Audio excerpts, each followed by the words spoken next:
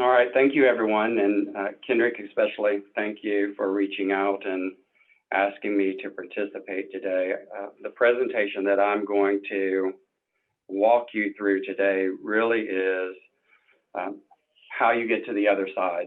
After you've gone through the exercise of documentation reduction, what does that then look like as you begin to have to consume that data and do all of the things that you are describing so very well, meet CMS requirements, regulatory requirements, reporting, improvement, all of those things. So if you're not familiar with HCA, what I'll say is this number changes almost monthly. I believe we're currently at about 92 to 94,000 nurses. So with 94,000 nurses documenting daily patient information, you can imagine that there is a very large data set that I hold primary responsibility for under the direction of Dr. Jane Engelbright to ensure that we are able to deliver care, and as a result of delivering that care, we can understand the quality, the safety, the efficiency, the effectiveness of that care.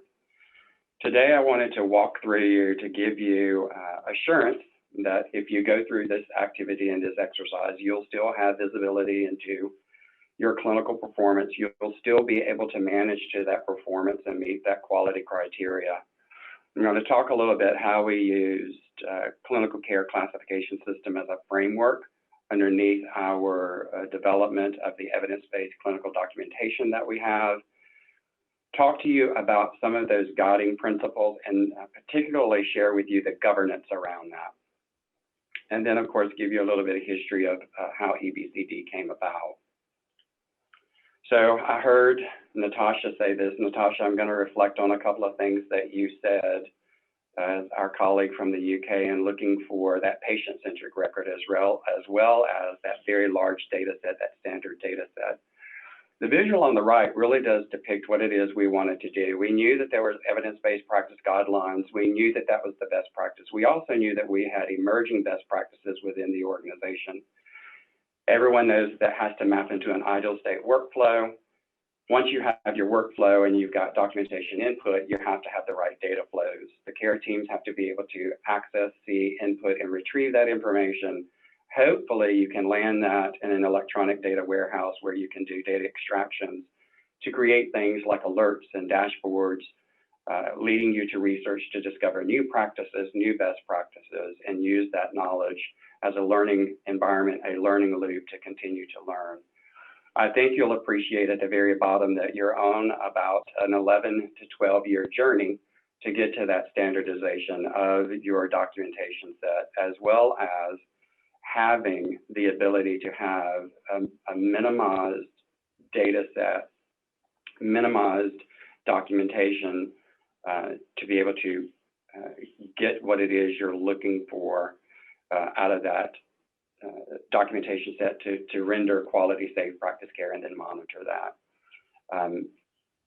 25 by 5, we don't have the luxury of that because we're on an accelerated timeline to do that. So let's shorten this significantly to advance clinical practice. When we looked at our EBCD design, and this really was Dr. Engelbright's leading work many years ago, back in '07, there was standard clinical documentation. You all had that. That was your core set. That was your opening box. That was the information that you had to document. And one of the things that we very quickly started to look at, it had to be meaningful to patient care. Fundamentally, it had to reflect the story of the patient. It also had to meet any regulatory or billing requirements for that. It was never going to be consensus-based. It had to be evidence-based, and I'll let you look through these. One of the things that we really wanted to do was to be able to automate data entry when and wherever possible, so that it wasn't mouse clicks and it wasn't keystrokes, it wasn't any of those things. I am going to point out that we were very careful about style guides on screens. We heard about the cognitive effects of using EMRs. We wanted to stay very closely to a specific style guide and adhere to those heuristics that were being created for those documentation screens.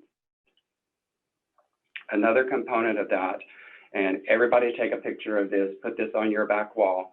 The most important component of this is going to be the governance that you put in place to put the guardrails around documentation and your data assets.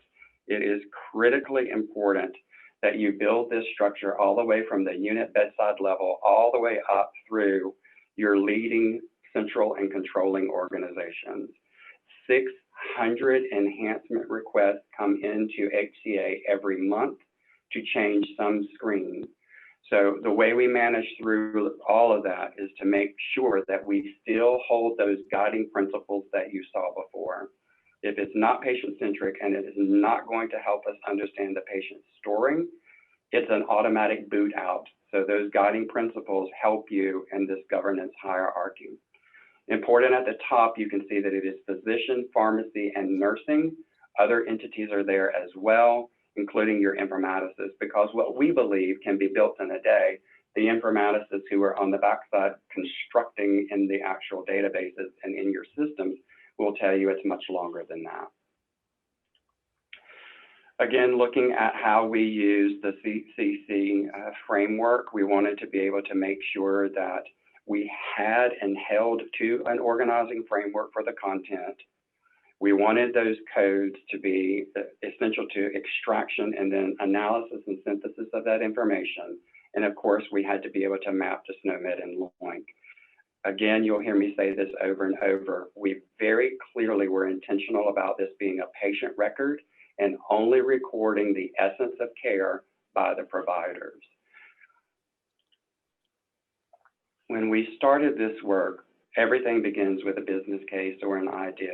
All aspects of ITG, all aspects of nursing, clinical documentation, informatics is born out of a budget process. The dollars and how you ask for those dollars and how you get to spend that money clearly has to align with your ultimate vision, and that vision is in the 5th and 7th year. The thing that I wanted to point out here in the business case is that we had to be able to provide visibility to nursing standards of care with feedback loops that ensure that safe, effective, and high quality care. You can see what was in scope. And the foundation for nursing practice were very core work streams around pain assessment, wound assessment, safety and risk, lines, tubes, and drains, plans of care, hygiene care, and ventilator management. We felt the largest bulk of the activities were in those areas. From that foundation of the clinical care classification, that brought us to EBCD standardization. Everything above that, the construct of our house, if you will, for performance management and visibility, held dependency in those layers. That's why we were so thoughtful around the governance and putting that in place across 184 different facilities that would take the EMR. We wanted repeatable data pathways. The centerpiece is something I think we don't focus enough on. Our build was intentional to include clinical documentation, operational environments of healthcare, the operationalization of health, the technical layer, which included the data, the analytics, education and competency of all who would touch this information, the competency of nurse to do a skill, the competency of a data analyst to receive the information. We always align to our nursing strategy. All of that brings us into performance visibility, where we understand the difference between a process and a performance indicator. We created 2 visualization spaces for that work. One was the nursing performance review, which is a monthly summary of those key initiatives. Nursing Insights is yesterday's news, as we like to say. So I know today, this morning, as of 4 a.m., every single patient in the healthcare system who has a central line. I know the nurse that took care of that patient last night. I know where that patient is, and I know if those discrete data elements have been met for the safety of that patient to have that line. All of this is codified nursing data. Natasha, it gives us the largest nursing data set for us to use to measure the performance so that we can give that visibility directly to our care providers at the unit level, and then leadership can take actions to improve that care. The result of that is we have 1.4 billion action types that we catalog from the CCC activity of assess. And those of us who are nurses, we know that that's normal. You go to the hospital because you're there to be assessed by nurses continuously for your care. From that, we get these data visualizations. Our frontline nursing staff have one and only one visualization, and it's a bullet graph. They don't have to learn pie charts, spark lines, none of that. They just have to know how to read a bullet graph. The summation of that is the performance that you'll see here, and it does drive that performance into a place where you can have good, robust conversations about care. The number one thing that I want you to take from my concluding points is that this myth has been busted. You do not need more data to satisfy the tension between reporting and your use of analytics. A minimum data set will allow you that actionable data that you can use. My parting word to you all is the majority of our workforce is Gen X. They use apps, they use widgets, they use gadgets. Our EMRs are not created in a way for them to have useful interaction in those records and with our patients. So I'll turn that back to you.